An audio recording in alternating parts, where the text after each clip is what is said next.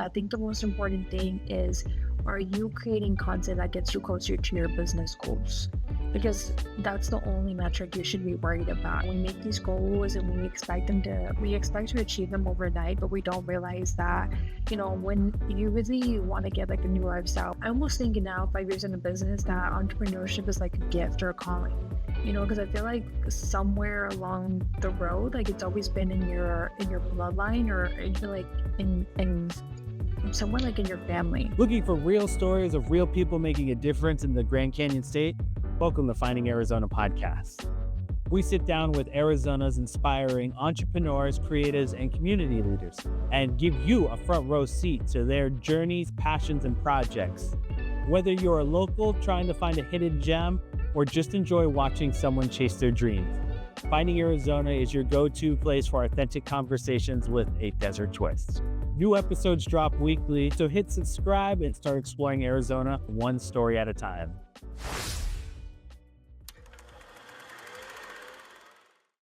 Welcome back, everybody, to the Finding Arizona podcast. I'm your host, Jose, and as always, we bring in fantastic guests every week. Today, I have a very nice guest. I want to introduce you to Jasmine Soto.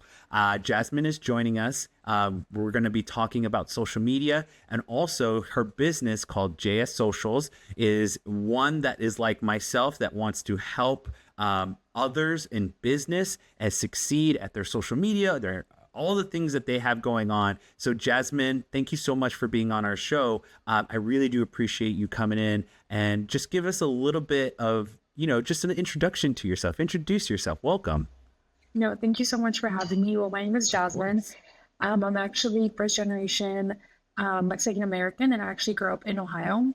I've been living in Arizona for 4 years now. But yes, I'm originally from the Midwest, and that's actually what led me into my business, was because growing up in Ohio, I went to school for social work and psychology. So I was so fascinated by psychology and just different things and how we can help our community. And so that's how I really got involved into like a lot of community work through my nonprofit that I had. And so we would do like events, and we would just bring people together, and we would volunteer. But from there, people started noticing that I actually started making social media for that, and telling people like, hey, we're going to be at this event, we're going to be at this place. And so from there, long story short, after I graduated college, I really thought about making it into a business, because it was during the pandemic. I had just gotten laid off from my 9-to-5. And I'm like, I can go work for somebody else, or I can just take, the skills that I'm already doing on an everyday basis, such as making YouTube videos, making graphics, making reels, and turn it into a business. And there's also like a little bit of a backstory to even how my business began, was because I am bilingual. And so even in the midst of that, as I was thinking of starting a business, I was like, I could also do translations. But at the same time, I noticed that a lot of marketing companies didn't look like me, weren't brown, or didn't really understand my culture sometimes when it came to certain things. And so I figured, I'm like, well, I could do translations, but I could also do social media marketing and offering the same thing I'm already doing now for, just raising awareness for events. So long story short, that's how my business began. And then 4 years ago, moved to Arizona, and really just wanted to expand with more business owners and more of the Latino community, because even in Ohio, there really, really wasn't like a big Latino community. And so, which is a whole other reason why I started my business. Yeah. Well, it's really great that I have you on here today, because there's a lot of things that we can go down that you just discussed right there. So typically, I like to ask kind of the fundamental beginning question of, give us your origin story, because to me, that as a storyteller myself, I grew up on the Indian reservation here, and my side of the family, especially my grandfather, was very much a collector of stories, an important storyteller for our community.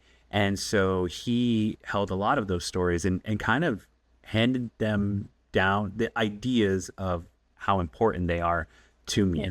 And so that kind of transitioned me into, college and high school, about wanting to learn more about storytelling and history and all these cool little kind of adventures into history that I did go into. But I say that to say it's fun to see where the roots come from. Yeah. that's why I do what I do, is because it is like a mystery to me. I like Yeah.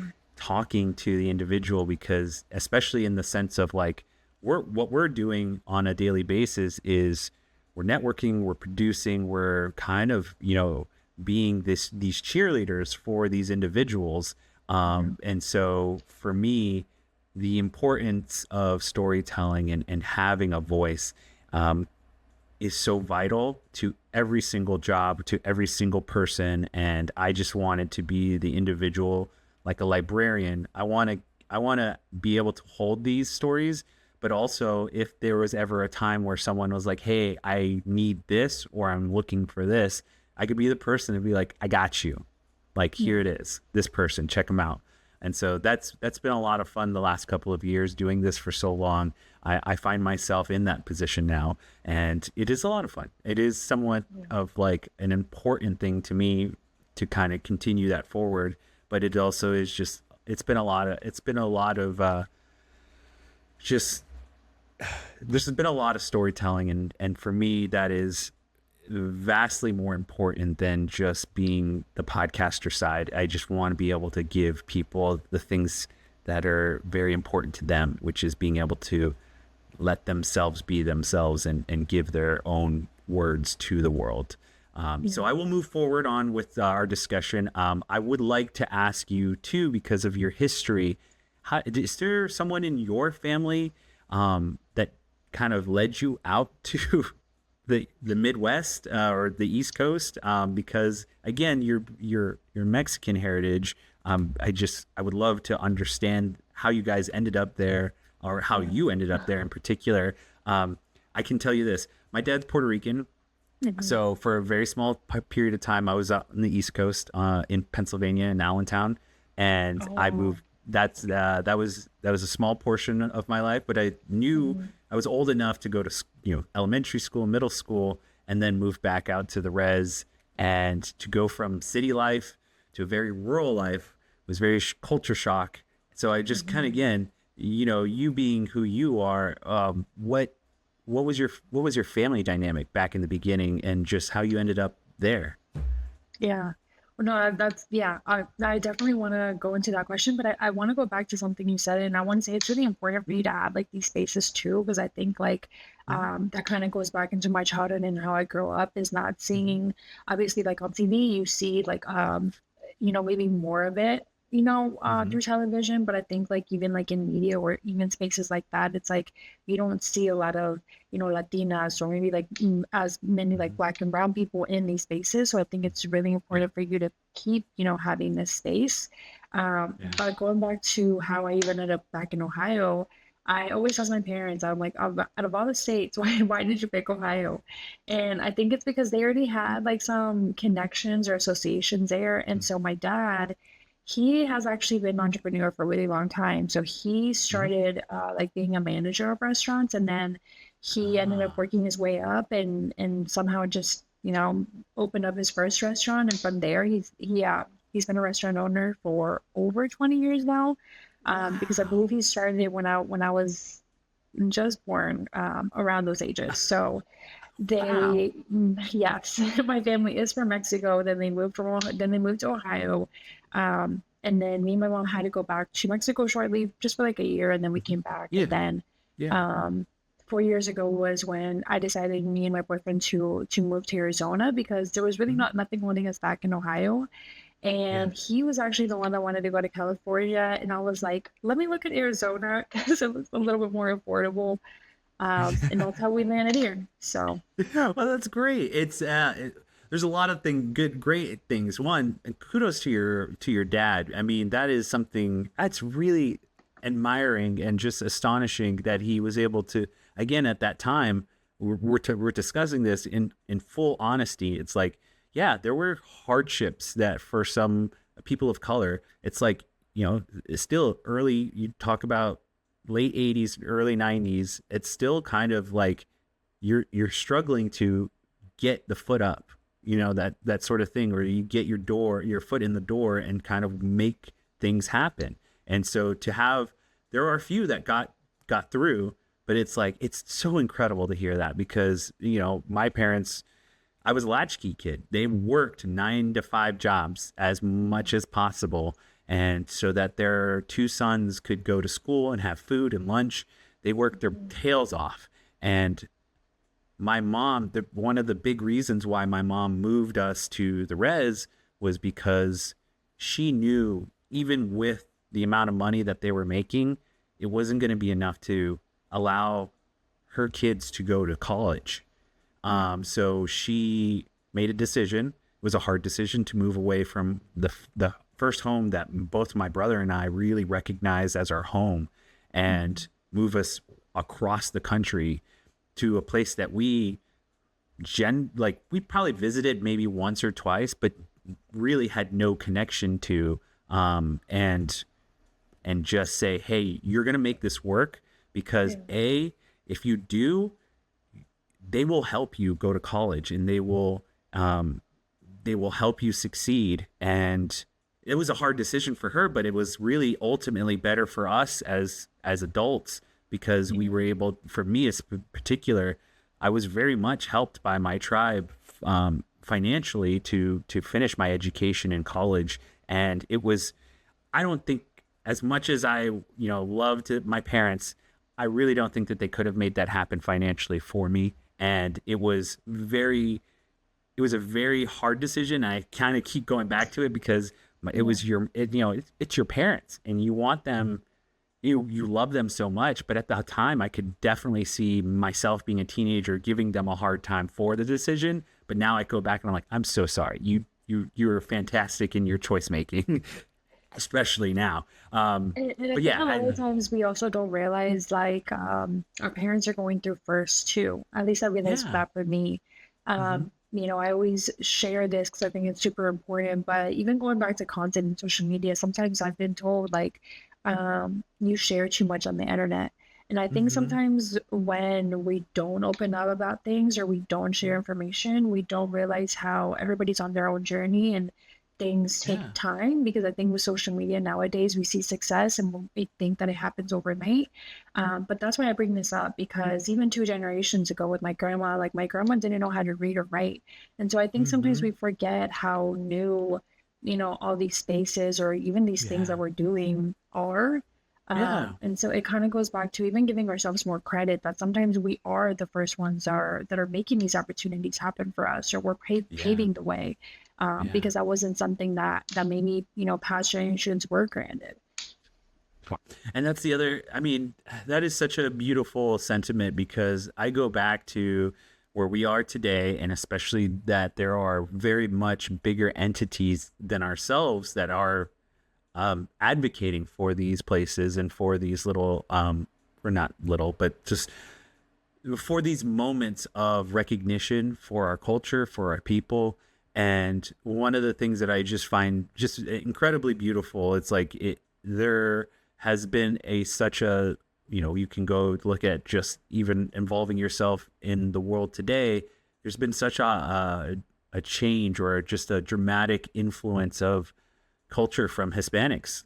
You can make the argument all you want as you look at the Super Bowl, and you look at Super Bowl halftime performance. You look at some of these bigger names in sports, the World Baseball Classic.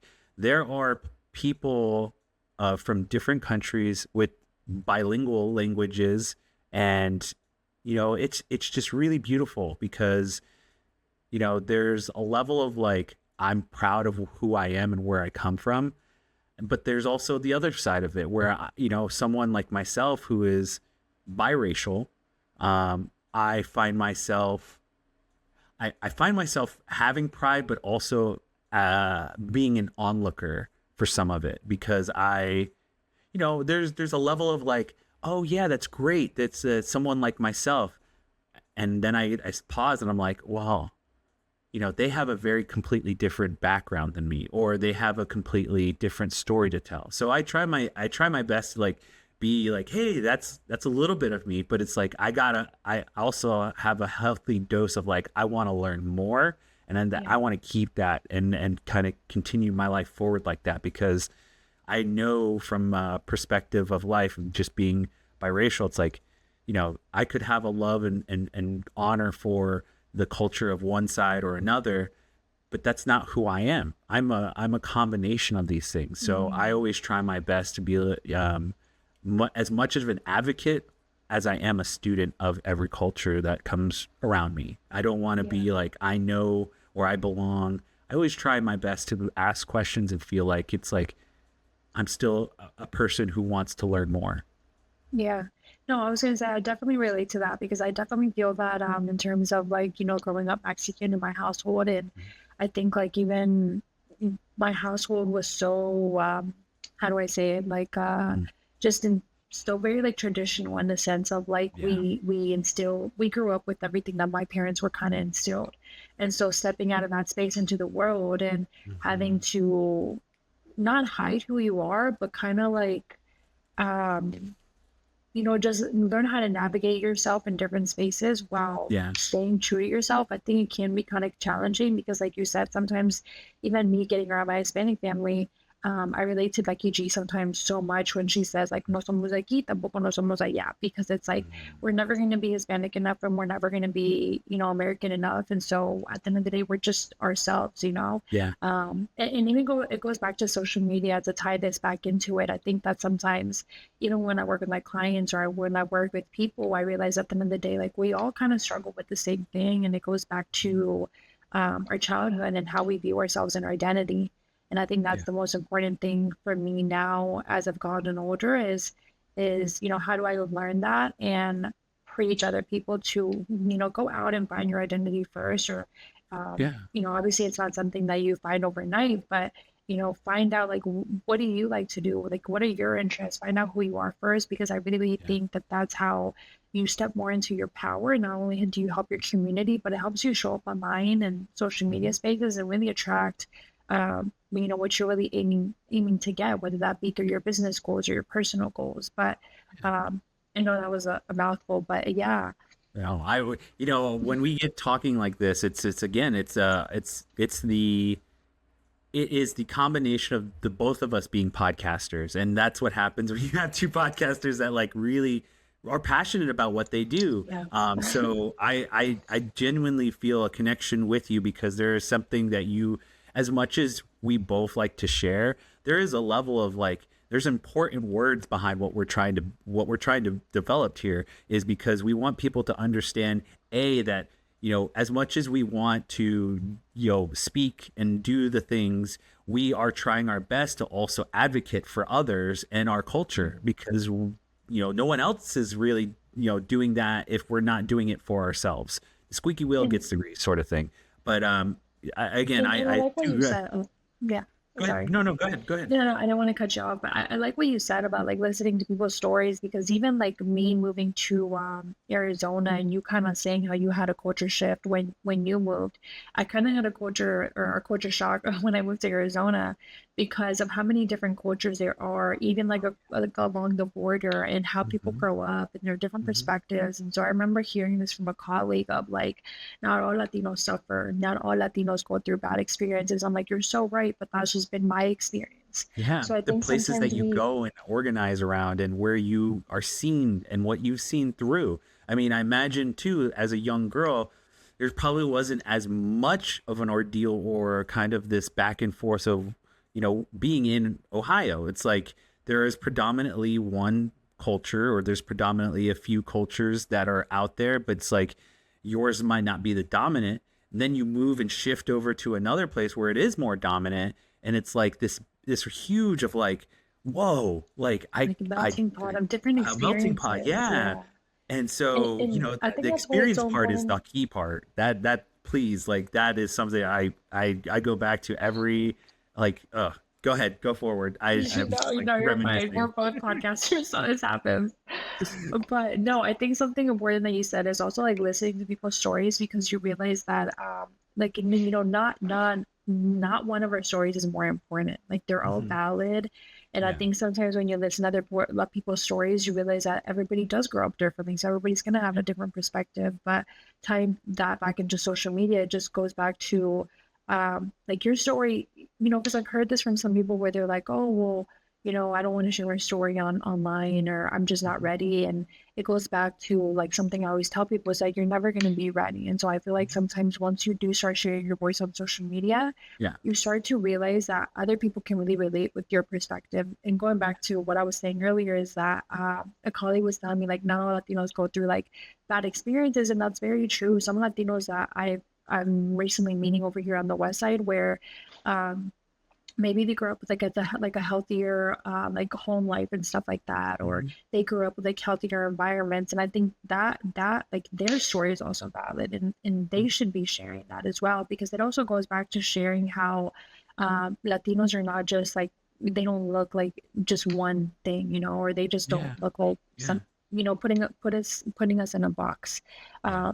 So I know I I got carried agree. away, but I agree. No, no, no. It's amazing that you have such a beautiful look and outlook on this, and the fact that you've grown up in two different separate areas where you can kind of understand that we're not all the same. It truly is not just the same thing, because again, I understand, especially the fact that you've traveled from one area to another, and I myself I've traveled from that part of the coast. We moved there because my father's best friend from high school from Puerto Rico had moved out there. So oh, that was nice. my younger brother's godfather.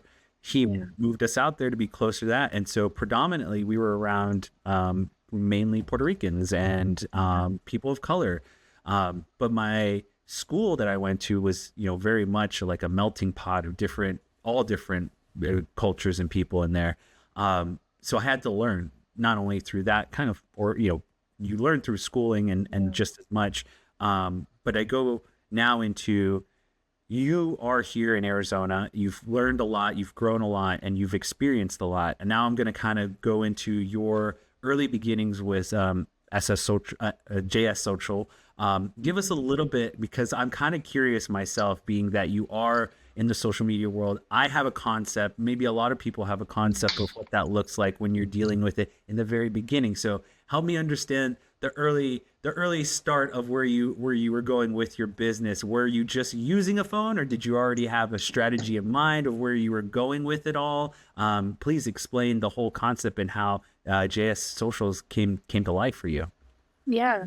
What's funny is that I don't really share a lot of behind the scenes. I'm really glad that you asked me this question. But honestly, at the beginning, when it comes to just even content creation, I was really honestly just getting inspired from Pinterest. I remember Nice. even like I have a lot of friends to this day where they just go on Pinterest and they just look for inspiration when it comes to outfits, when it comes to like home decor. And I Yeah. think that kind of going back to how you view the world, you can get inspired by anything. And so I think in that circumstance, I was just very inspired by how can I help my community more, because it was during I think like during the last election, it was just during like a time where I just felt like I wanted to do more.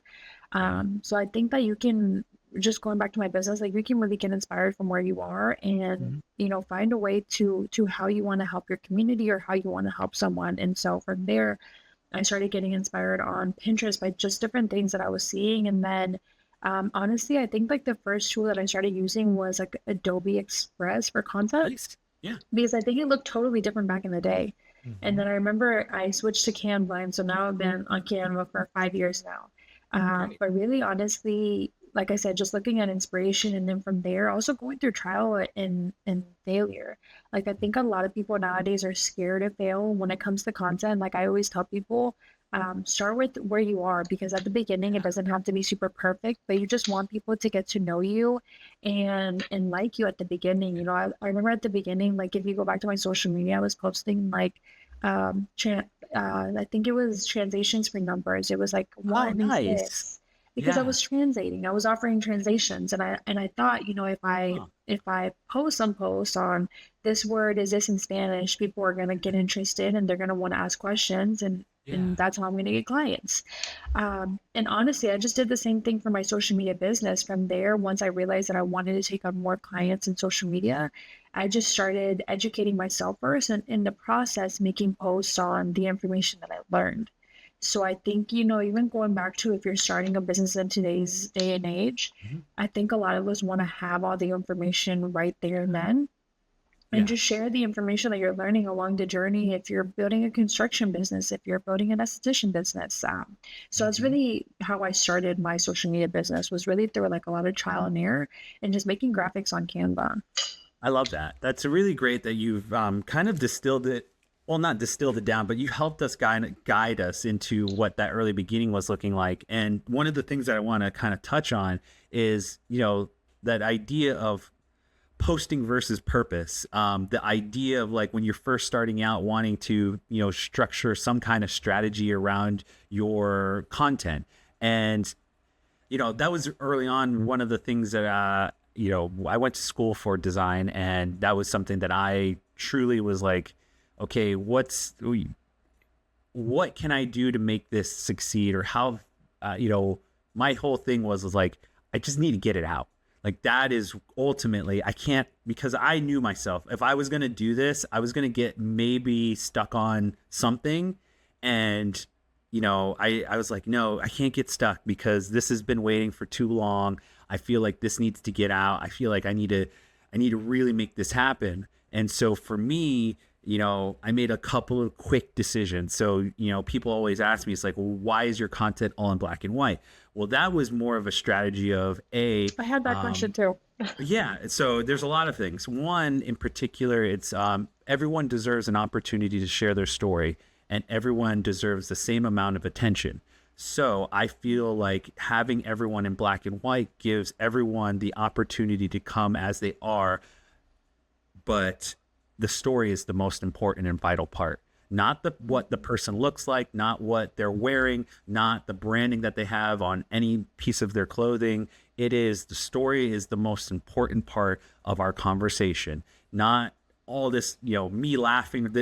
I feel like it really comes down to the content that we're really trying to be purposeful around. And so that is one of the strategies, was like, okay, everyone gets the same thing. And also the same thing with our posting.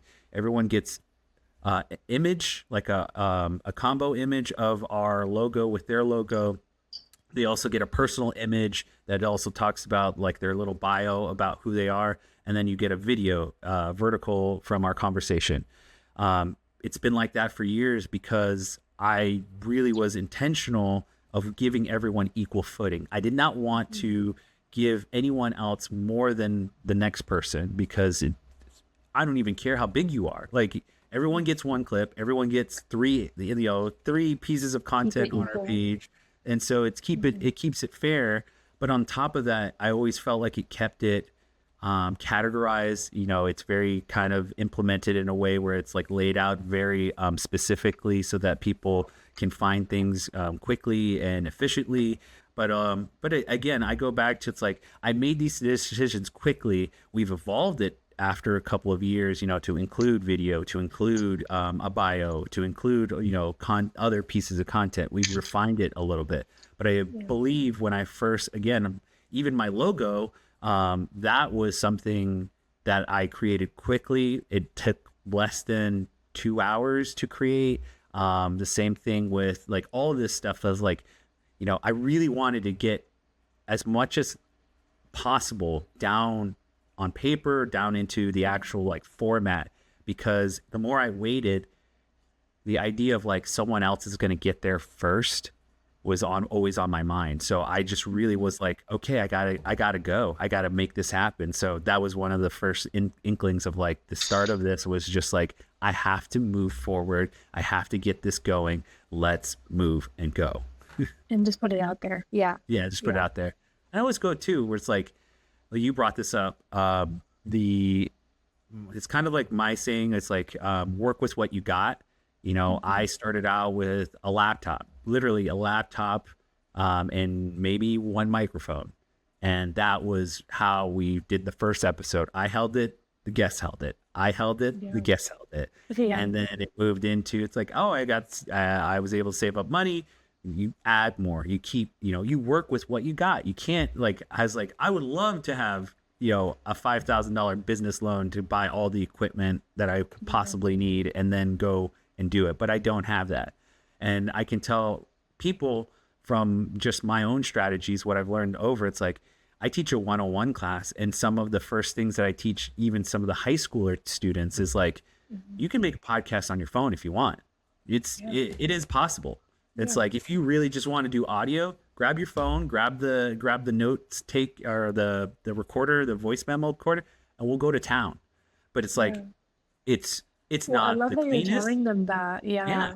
It's like, I tell them, it's like, it may not be the cleanest, but at least you got the content out there, right? You got what you wanted out there, and that's what's important. So if you want to go about this the fast way, we can make it fast. If you wanted to go about it a very clean, professional way, we can go about it that way. I always try to make sure that if you're looking for something, you can make it happen. And let's work together. Like, that's how I talk to my clients. Let's work together to make that what you want it to be. If you want it to be grimy, like, really try to make it fast. We can do that. But if you want it to be really like pristine, clean, we can also do that. It just takes a lot. It just takes more time. And so that's always been my thing of like, work within the means of which you know, and work within the confinement of what you have in front of you. Other than that, you can build later down the road, you can build it up and keep going. Yeah, well, I love that you're telling them just to execute, because I think a lot of the times we get so stuck in our head that we never even execute. And I think, like, even I noticed that, I was looking back, like, even when I was younger, I wish that I would have had something like that, where I know the high schools now are offering like classes where they're teaching podcasting and media and all this stuff. And like, I wish I had that when I was younger. So I think that you even just pushing them to execute things, it helps them get in like the discipline, or like the habit of actually finishing something. Because I think a lot of times we start things and we don't end them. And you said something important, where it's like, sometimes, like you said, like you get better as you go along, because I love that you even have like a format for your guests, and you're like, they get this, they get this, they get this, because at least you're doing it, and you're going to get better over time. So I think that there's also like a stage and a season for everything. That's something that I constantly have to like kind of like educate my clients through, where at the beginning, if you're a solopreneur and you know that you don't have a lot of time, then and you don't have like a lot of resources to hire a social media manager, then yeah, you're going to have to make your own content. But that's just like a sacrifice that you're going to be, having to make in order to make your business successful. And maybe you spend 2 hours on that. And then maybe you go through another season where you're like, hey, I can hire a VA for something, like I have, some money aside, or you want to start trading like your money for time. Then maybe that's another season where that's something that you want to invest in, and it will help you get like more quality results. But I think there's a season for everything. And so I think a lot of the times we also have to be patient with ourselves, and just enjoy the journey, because then one day you're going to look back and it goes by fast. So I think that yeah. Well, it's like we just celebrated our 500th episode over here. I know, I saw that. Congrats. Yeah. Thank you. And it's just one of those things where it's like, I look back at it and I'm like, and celebrating the small wins. Yeah, small wins. And people constantly like, 500 is incredible. I was like, yeah, but it's like, it's going to be better when there's 1,000, and there's like so much more like possibilities down the road. And I'm more of like this very positive. I try and look at the bright side of things. Even I've been through the pandemic. That was difficult, and it challenged me very much. And we're going into these seasons, so I can tell you this. It's like, even for this podcast, at one point I was like doing this very monthly and very sporadically. Then it was like, that was coming from like, the struggle of no one knowing what podcasts were at the time. Plus, on top of that, trying to explain, who I am, what I'm trying to accomplish. So I was early on in my beginnings, but then it's like other pieces of like seasons where like, I wanted to really challenge myself. Let's make every month kind of like a thing. Like for February was the month of love, so we had like that's cool. The love doctors on, dating experts. We had these things, and so each month, that was a challenge for 1 year. It was like just trying to categorize and kind of keep everything together in each of these episodes. But it's like, again, we go into these different seasons with intent, action, and purpose. And I always want people to feel like, yeah, and you can do as much and as for your stuff, you can do it and still feel like you can change it still. Like I still want people Yeah. to feel like this is your piece of the world, and you can always change it, you can always develop it more, you can always adjust it. So you never should I always wanted people to still have that passion even when it's like 20 years down the road. It shouldn't be this thing of like that idea of like if you love what you do, you don't work a day in your life. Like I want that for everyone. And I really do. I feel like that is possible because we live in this world and age where it's like technology gives you the opportunity not only to chase your passions, but also educate yourself about your passions so that you do become the expert and you can become the kind of go-to person for this stuff. Yeah. It's kind of incredible. So we're talking a lot of things. And one of the things I really wanted to talk to you about was like the algorithm and just, there's this kind of daunting thing that has its grasp around social media. I quote social media. And it's this bigger entity, like this algorithm that we all talk about. It stresses people out. And what's your advice for creators who feel like they're doing everything they right, but not getting the views that they want? It's, that's the real question that a lot of us struggle with when putting out pieces of content. Mhm. Honestly, I think that you shouldn't be worried about the views as much as people are worried about them. I think that sometimes metrics can be vanity metrics. And what I mean by vanity metrics is like they look nice and, a lot of people like them on social media, but we have to understand like what is the goal behind that. So I think that a lot of people, when it comes to the algorithm, they're worried about views, they're worried about if their content is being seen. And it's a great goal or a great metric of like, hey, I want this video to go viral. I want this video to get like a lot of views because you want a lot of eyes on your content. But I Yeah. think going back to where your business at is in its season, you have to be realistic with your goals. And what I mean by that is I always like to compare sometimes social media to losing weight because I think that's the easiest comparison. And I think about that for me. When I was having gut issues and when I realized, I have to change something if I want different results, I kind of started looking at my social media like that, where sometimes we want to get these drastic results from social media overnight, but we don't realize that it takes time because we have to change our habits and we have to change basically like our whole diet.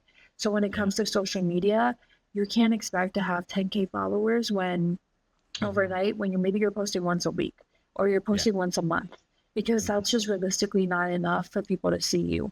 So I Yeah. think when it comes to worrying about the algorithm, I know this is going to sound backwards, but I would say like don't even worry about it. I think the most important thing is, are you creating content that gets you closer to your business goals? Because that's the only metric you should be worried about. And what I mean by that is if you make a reel, then some of the like metrics I would be looking at is how many shares did it get? How many people commented on it?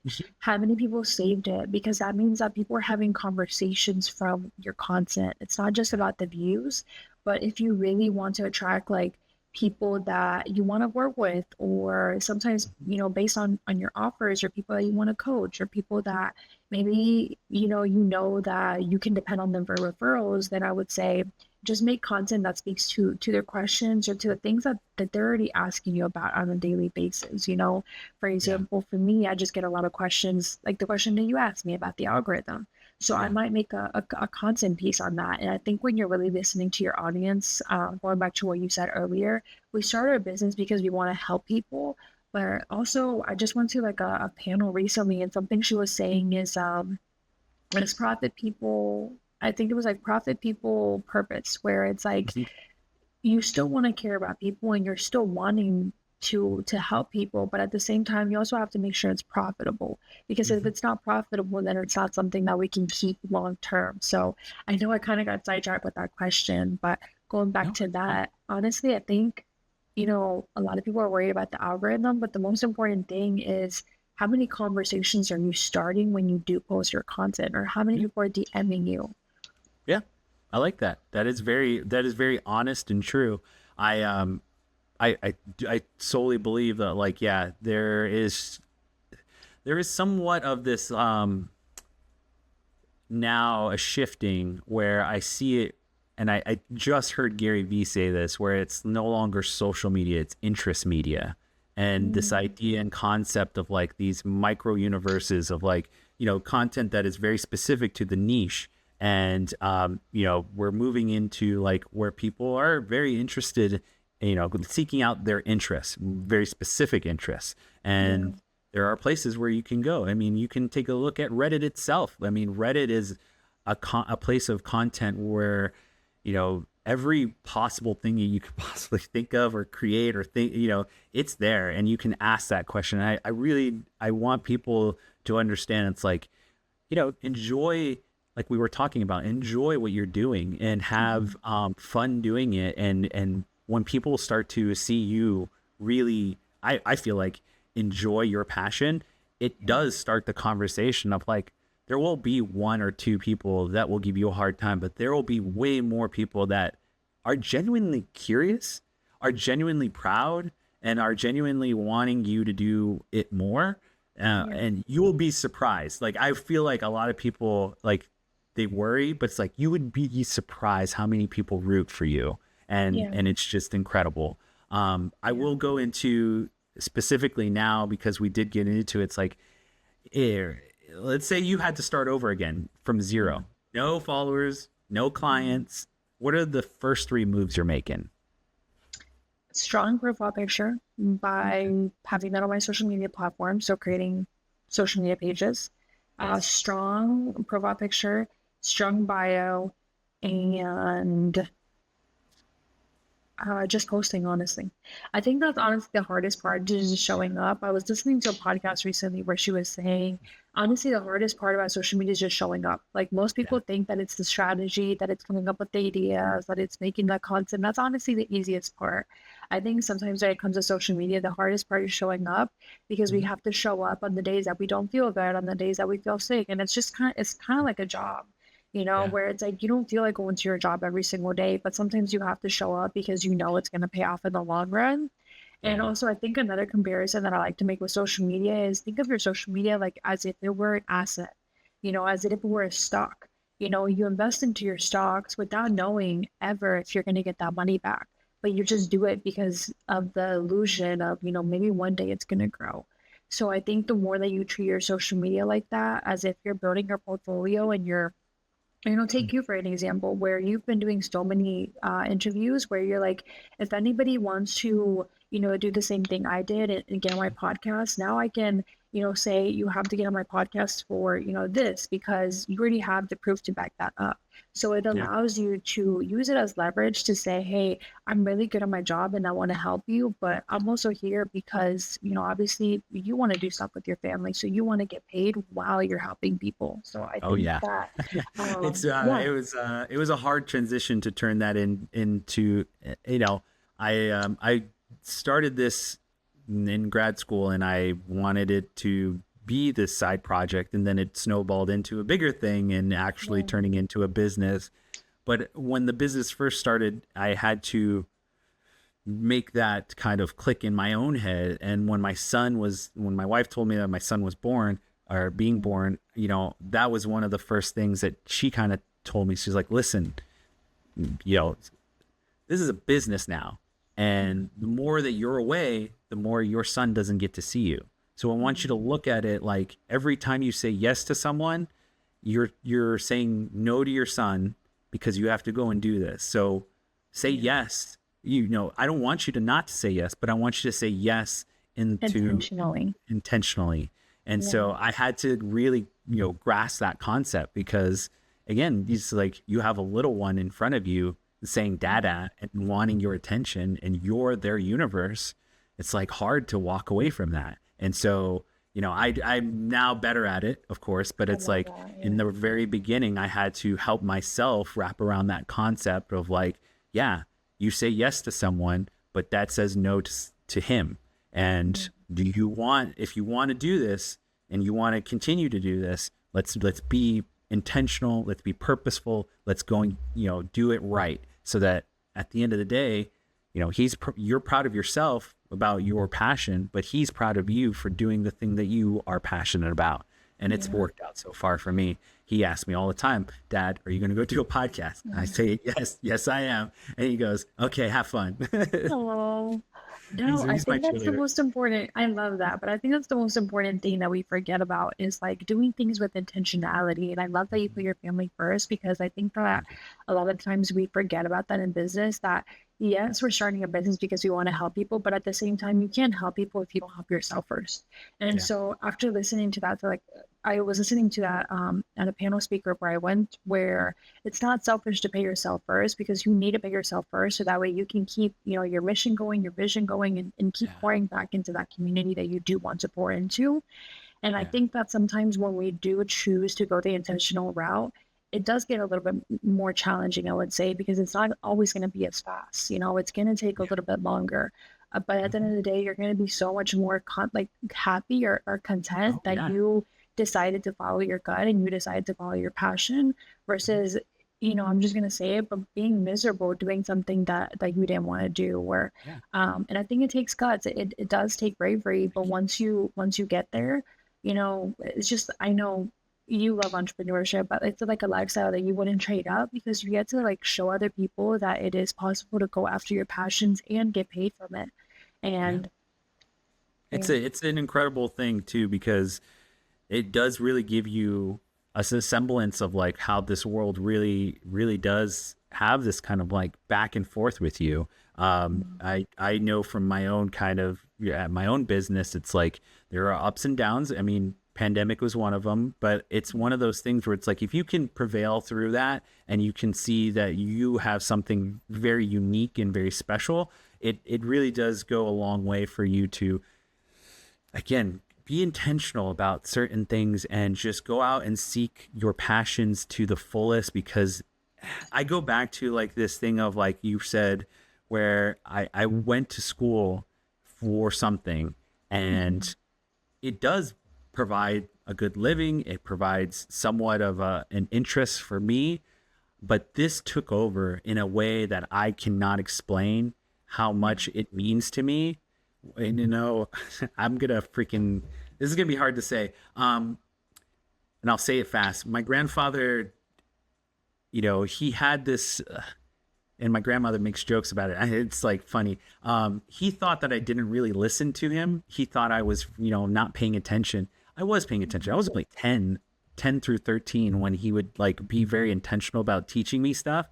And you're 10, you're this young kid, and not everything that your older grandfather is going to stick with you. So there was one, there's some semblance of like that little kid in me that wants to like say, Grandpa, I was listening. Look at me. Look at all this. I was listening. And so, that's the hard part about like this. But I go back to, it's like I have that passion because he was so intentional with me and I really did love him. So this is kind of like I don't know, it just means so much more because this has some skin in the game with my own family. My grandfather being who he was, and just my son, like those two things with me in the middle. This job, career, whatever you want to call it, this passion of mine is always going to be at the forefront. And I can't stop it because one, I don't want to, but two, it's like there's something so powerful standing right behind me, and it's something so powerful standing right in front of me. It's like there's no way I can't fail because I have these two things giving me purpose. So I want people to have that same intentionality of life. And I'm so sorry I like did this to you, but it's like, again, I find myself looking back more and more, and especially after this 500, just kind of really, okay, where am I? What do I want from this? And how do I move it forward? So that's kind of where I'm at right now in my business and where I stand today. So I appreciate you giving me insight into your life and how this all works and how much hard work you put into this. So and we'll move forward into our conversation. Usually towards the end here, we kind of keep it towards the future and goal setting. For you, I would love to kind of oh, go ahead. Well, no, yeah, I just wanted to add that no, I think it's so important that you do keep your gift going, because I think that I almost think now, 5 years in the business, that entrepreneurship is like a gift or a calling, because I feel like somewhere along the road, like it's always been in your bloodline, or even like in somewhere like in your family. I know for me, like I look back like on my past family generations, and my uncle had his own store in Mexico. He still has his own store in Mexico till this day. My dad was an entrepreneur. My mom, cleaned houses. So I think that I was always meant to be an entrepreneur because it was in my family for so many, generations. And I think sometimes we, maybe like you said, you are paying attention, but when we're younger, we kind of are like not paying attention because we're like, oh, that's just how life is. And it's funny how once you do get older, you kind of look back and you realize that it's almost like who you are always comes with you. And I think in a way, it's like you're still telling those stories, that you were passed down. Now you're just telling them like in a different way. And I think that's the beauty of it. Entrepreneurship really allow us to go back to, it's almost like you said, like our passion or what we're really good at. And I know for me, when I was younger, it's funny enough that I used to always get in trouble for back talking or just talking. And now it's pretty much what I do 24/7 with social media, where it's like I'm constantly just talking and educating and helping people really own their voice on social media, because I think that's also not easy. It's one thing to own your voice in real life and in person, but I think even putting that on social media, that takes even more guts and that takes even more courage. So for you to show up on social media and really just post and really not care what people think, at the end of the day, your future self is going to reward you, because I know a lot of people that don't post, or a lot of people that don't get on social media because they're so scared of what are other people going to say. And once you get over that hump, it's like you said, the world is yours, because now you're impacting so many people that are going to listen to you and that are looking for your voice or are looking for your platform. Even with your podcast, I was going to mention, I was actually looking for a podcast. I think I was looking for a podcast that just had like entrepreneurship speakers in Arizona. And for some reason, I couldn't find one, funny enough. Like all the podcasts are about entertainment or something else. And so when I came, and it's not a bad thing, but when I came across yours, I'm like, he has a lot of entrepreneurs on there. So it's just like a little niche that I noticed for you. Thank you. And that's what made me find you. So that's, it's intentional, of course, because where it all started from was I was screen printing t-shirts for owners, and they all wanted to talk to me because they were all curious about the screen printing part was like, how does it work? And they chit chat with me because, they have to tell me what their business is and give me information about it and, all of that. So, there's this back and forth, and, a lot of the times the customer would come in and kind of talk to me for more than an hour, and it would just flow. Like it was just it was so flowy. And it would always blow my mind how quickly 2 hours would go by and be like, wow, you were here for, an hour and a half, 2 hours. Wow. I can't believe it's gone and blew by like that. And so for me, it was the start of like realizing, oh, there's something here. How do I, and so at the time I was listening to podcasts and the early on ones, and one of them spoke about like, and it was mostly having actors and other, but the host was really good. And he once promoted, it's like, yeah, we started this because we didn't want to participate in Super Bowl Sunday. And so either like, we were just recording, we just decided to record it. We made it on Super Bowl Sunday. And I was like, he's like, that just goes to show you, just go and start. It doesn't matter where, it doesn't matter when, doesn't matter with who, just go and start it. And so that was one of the main like positions of like, oh, I have people, I have content, I have, the knowledge and wanting to do this. So let's make it happen. And that's where the kind of start of the podcast came to life. And it is kind of fantastical. Like, just when you first start out, you're not knowing what you're doing, and then you kind of like, oh, I can do this Over now. Oh, I time, can you do this start to, now. you Oh, start to yeah. learn And it's all like little you flow. ways, Yeah. little hacks. Yeah. Yeah. And then the entrepreneur part is just, again, it's like you have these owners who really want to be seen more, who want to be heard more. And some of them have really fantastic stories about why they start what they're doing. And so that was my thing. I was like, let's just have these great entrepreneurs come on. Now, people were like talking to me about, like, do you think you're putting yourself in the corner by just focusing on Arizona? And I was like, have you ever been outside of Phoenix? Do you know a lot of entrepreneurs outside of just Phoenix? Like, I would ask these people, it's like, do you know an owner in Kingman? Do you know an owner in Yuma? Do you know an owner in what's the East Coast part, Winslow, Arizona? Do you know, like, people, like, I know these places because growing up on the res, I would have to go to the towns nearby to go grocery shopping. For high school track and cross country, which I did mostly throughout high school, I would have to go to Sholo, all these other res schools all throughout Arizona. So to me, I was like, there are places where small towns with businesses that are mom and pop shops, because these are small towns, Yeah. that don't get the recognition, that have fantastic family stories, family histories, all of these things that someone like myself, who is genuinely interested in, like, if I'm going to buy something from you, I would like to at least know your name, maybe a couple of tidbits about you, why you probably even started this business. Like, that inclines me as a customer to be more like, hey, that's great. I'm glad you decided to start this. I'll take one.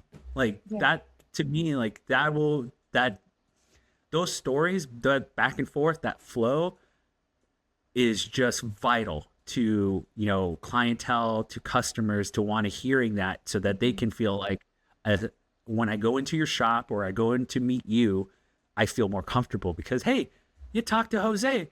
Jose thinks you're great. Let me buy something from you. And so, that, hopefully, ultimately, I've had a couple of people call in, or at least tell me, like, hey, I saw your episode. I went in order. That has always been the check mark at the end of the day for me. Having those moments has been really fantastic, and it's heartfelt, and it's really nice. And to celebrate 500 of those, I'm happy to haven't done that. So No, I will that's now. freaking awesome. Thank you. I will now ask you the kind of question is, like, give us some goals for this year for your business. Anything that you want help with, maybe our listeners can help you with, something that you would like to achieve or something that you're looking forward to. Yeah. I think something I'm looking forward to is honestly just being able to be more transparently, just being more stable within my business and doubling my income. Because I think that once you do start to hit like your first 5 years of business, you kind of come to this point where you start to realize who you want to work with and who you don't want to work with, and how you can niche down more properly. So I think that's something that I just look forward to. Is like, something that we talked about is I'm so grateful for how much I've been able to grow the last 5 years.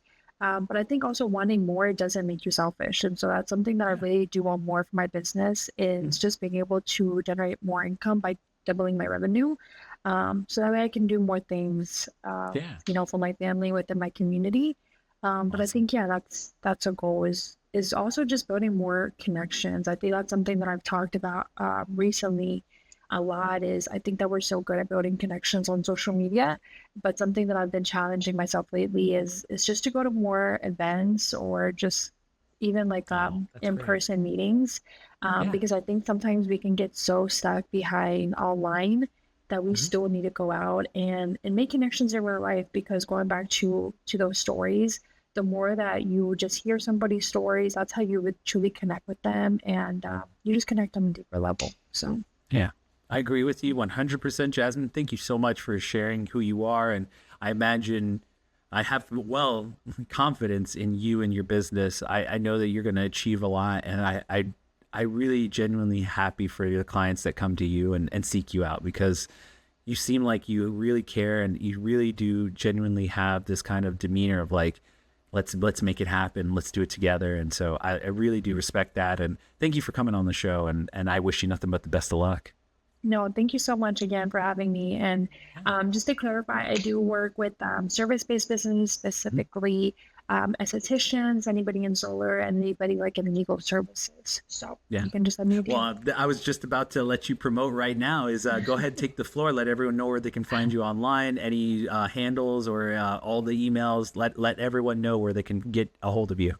Yeah, you can text me at 513-516-7332.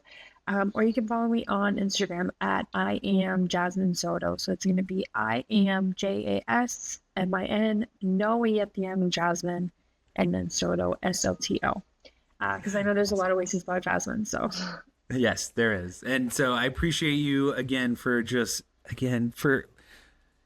a lot of things. The story that you've given us is just something of one that I find very endearing, one that I have a lot of respect for. And we didn't even get into the podcasting side. Like you have continued your podcast. You want to shout it out and give everyone let them know where they can find it online? yes. So I actually started a podcast with me and my partner, my boyfriend, about, I want to say a year and a half ago. You can go ahead and find it at 1% Better every day. But let me give you guys actually the handle because I know there's a couple podcasts out there. Yeah.